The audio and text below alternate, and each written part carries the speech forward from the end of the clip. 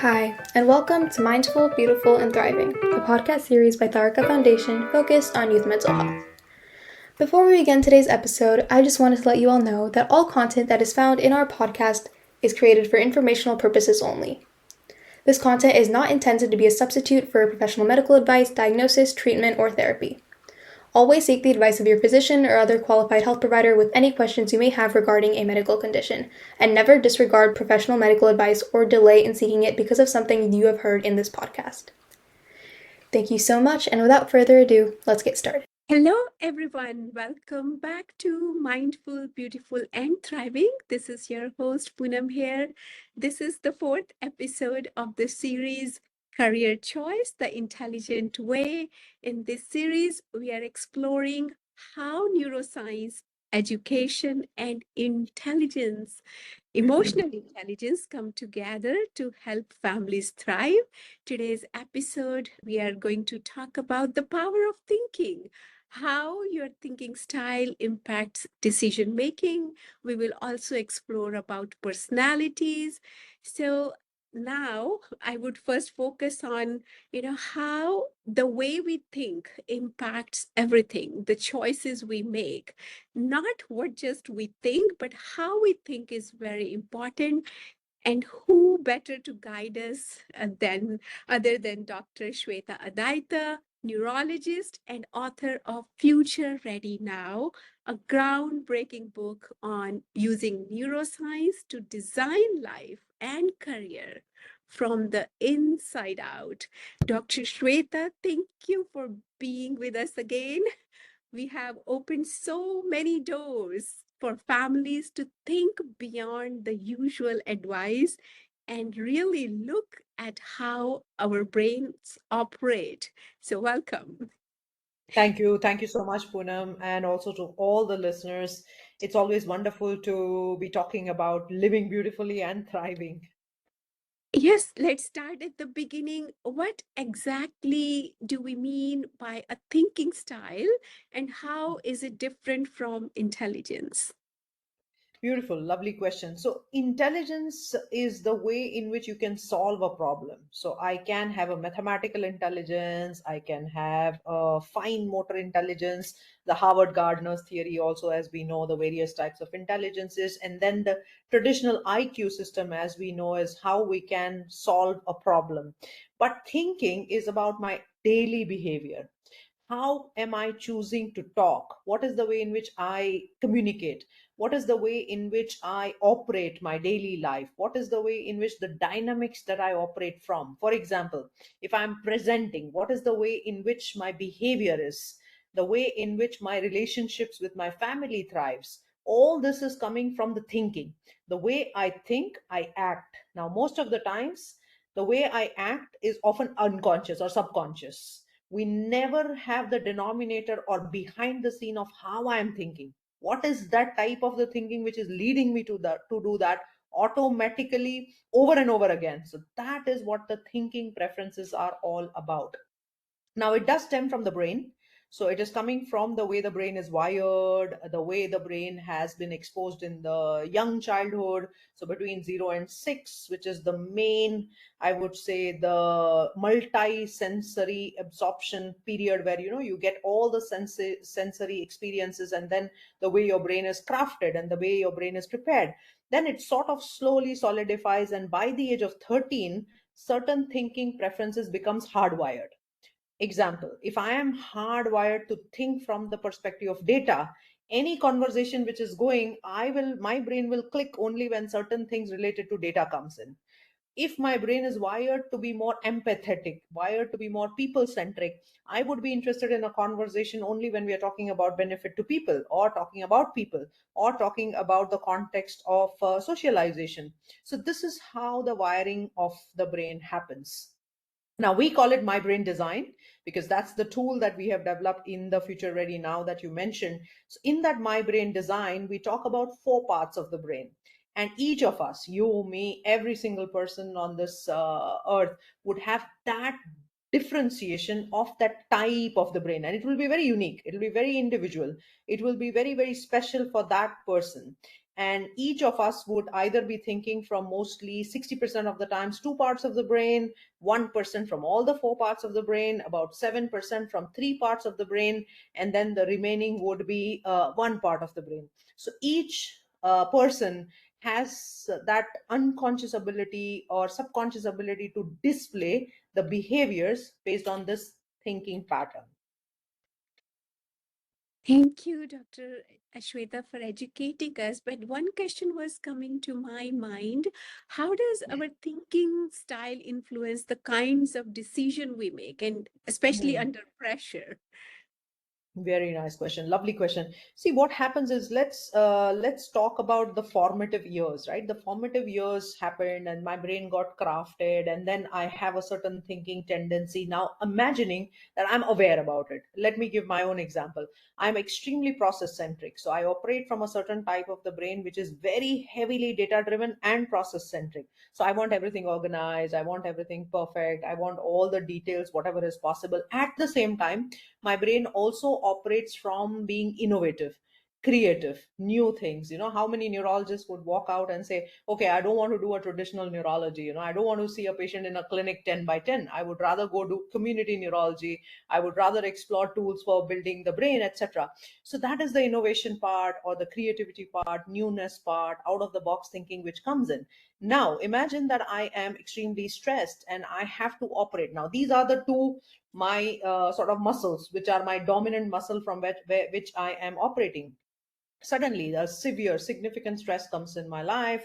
Life has certain challenges. What will happen is one of the brain parts will shut.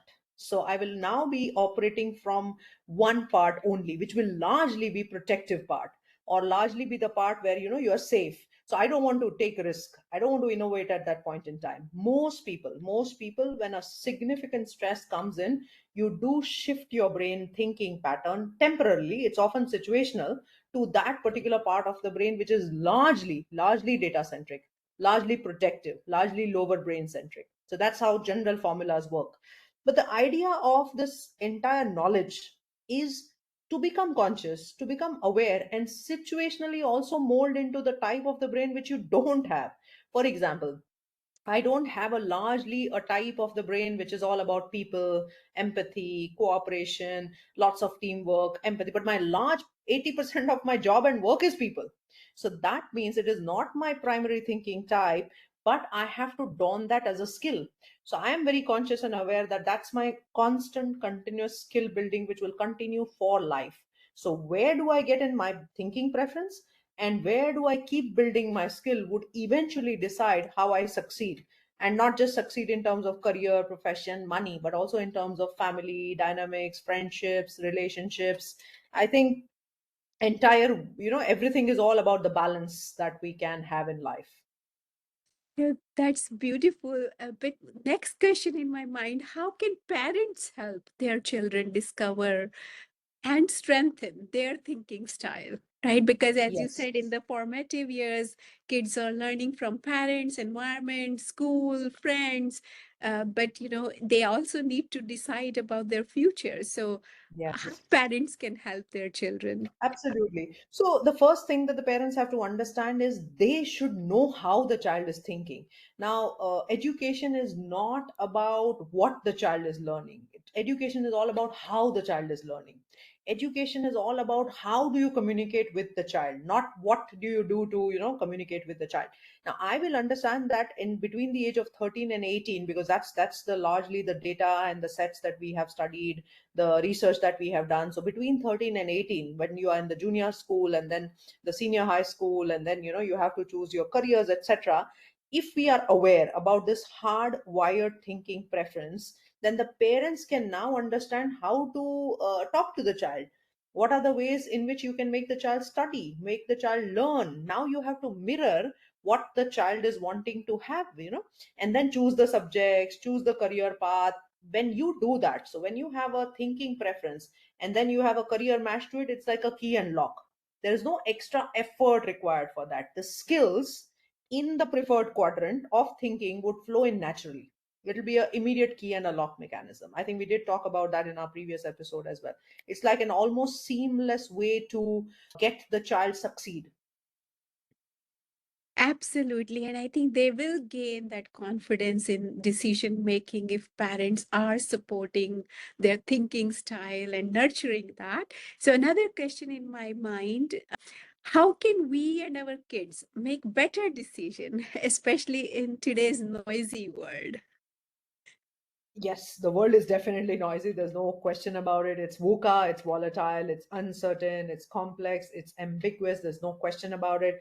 Lots and lots of career opportunities, lots and lots of distractibilities, the lots and lots of technological ambiguity. You don't know what AI is going to do. You don't know what jobs AI is going to take, etc. Yes, it is quite a bit of uncertain things that we have around. But the mathematical formula of the brain does not change. The brain is evolving, but definitely not at a pace where it will surpass all the processes which are happening externally. We will need to carry the same brain, be it be industry 1, industry 2, industry 3, or industry 4. The entire pretext of how the brain is wired is basically to keep ourselves safe, secured, the survival mechanism.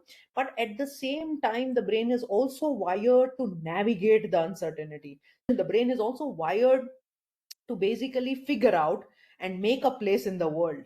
And that is what we as parents or educators have to understand, that the current generation, which is going to be exposed to the technological nuances, to the uncertainties, should not be equipped with a lot of technological know-how that they will gain any which ways. There will be a lot of chat gpts and there'll be a lot of AI algorithms. What we really need to give the know-how is, what is their brain capable of?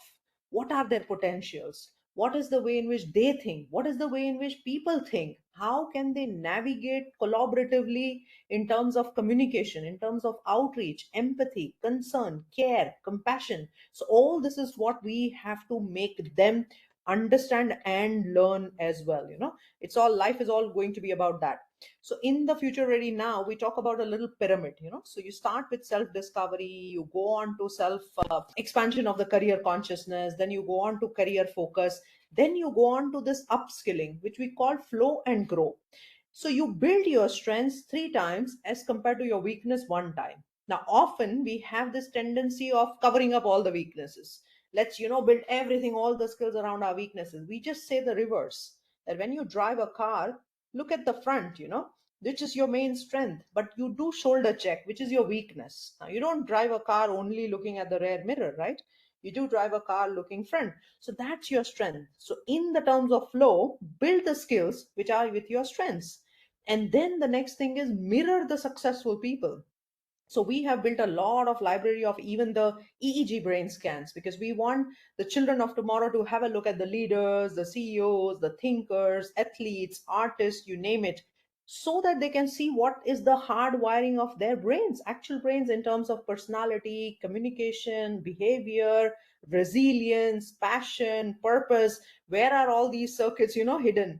And then comes the career success. So it's a very, very meticulous approach to leading a life, rather than just testing and trying. Let me just figure a career out. I mean, I did my medicine like that. Let me see, if I like it, I'll continue. But times have changed. Things have changed. We don't need to do that same way. Yep. So that's bringing another question in my mind. So, Dr. Shweta, are there any tools or psychometric testing things available for our next generation, our kids? They can maybe take that test and find out more about their personalities. So, please do educate us on that. Yes.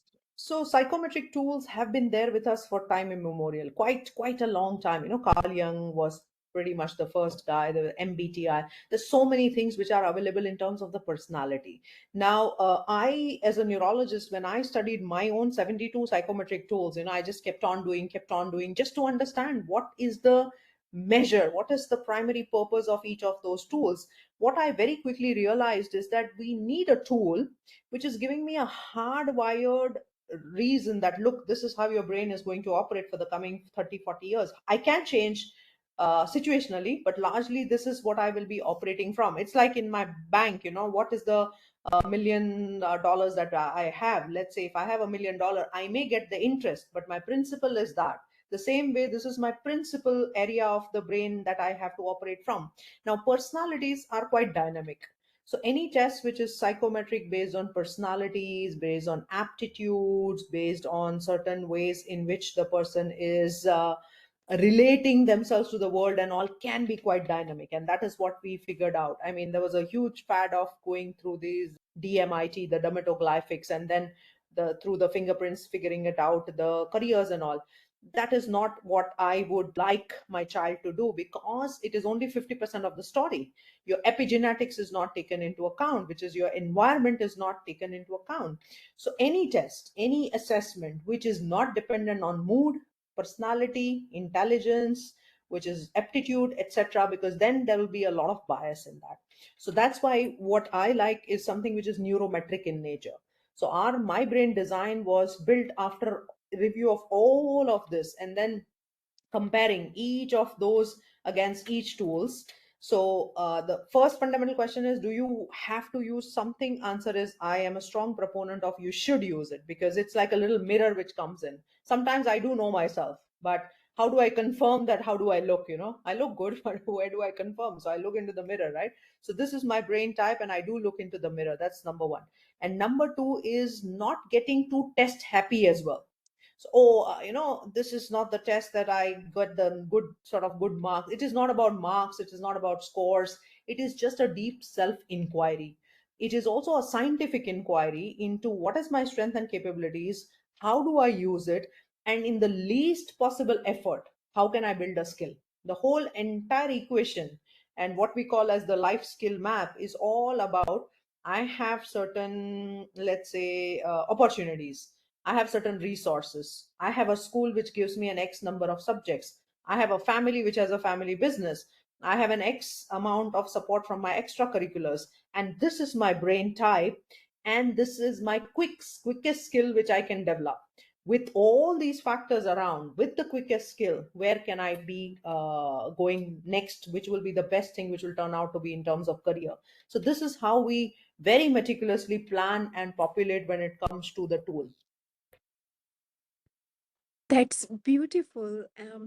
What I understand, these tools are available, but we need to be using it carefully, not just simply take the output and label it, because as you said, personalities are dynamic. There is a growth mindset, right? So we can definitely do things which are really insightful over the time.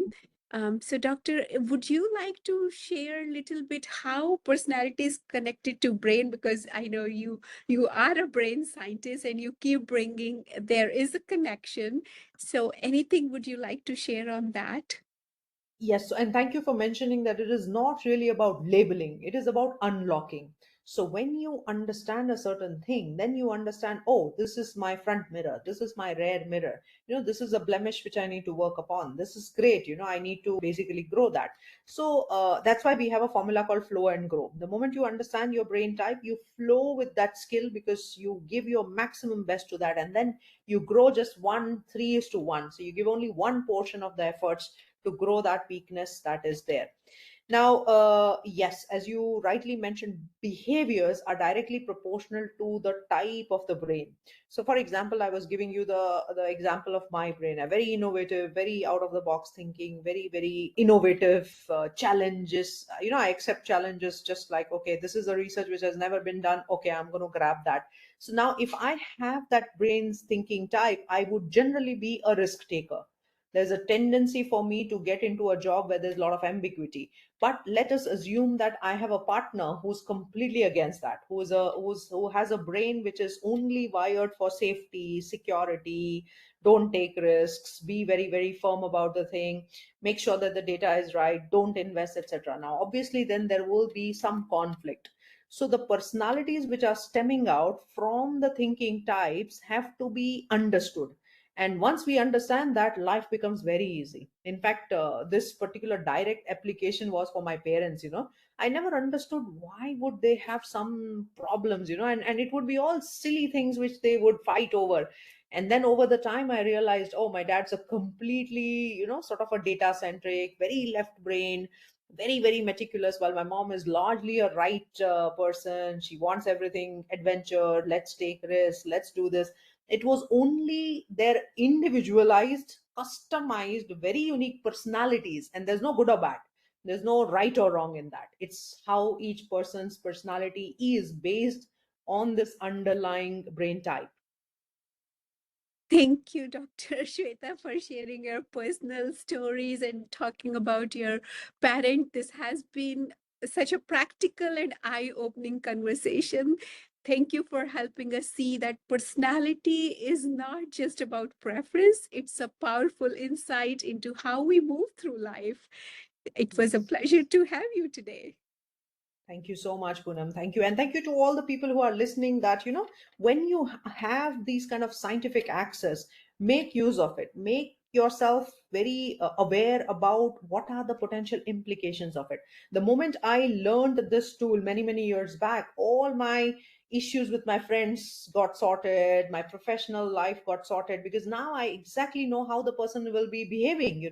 I exactly know what do I expect from a particular personality. I exactly know what am I going to have in a presentation, because that particular person is tuned to either a very right brain, very upper brain, which is more about analysis and creativity, or a very lower brain, which is about empathy and care. So automatically my life, there is and brain is often a meaning making machine. If you pre understand and predict what is going to happen, the cognitive shocks will be less. So then you are always prepared. So it makes me very well prepared for any kind of situation, any kind of person, any kind of project, program, situation, career, anything that is there. That's so beautiful. So, for everyone listening, check out Future Ready Now by Dr. Sweta Adatia. It's full of science based strategies to help family design a fulfilling future, starting with who they are. Until next time, stay curious, stay kind to your brain, and remember personality is not a limit, it's a launch pad. Thank you, everyone, for listening to us. You are listening to Mindful, Beautiful, and Thriving, a podcast series by Tharaka Foundation. As part of our youth series, we will be releasing new episodes every Friday, so make sure to continue to check those out. We hope you enjoyed this podcast, and thank you so much for listening.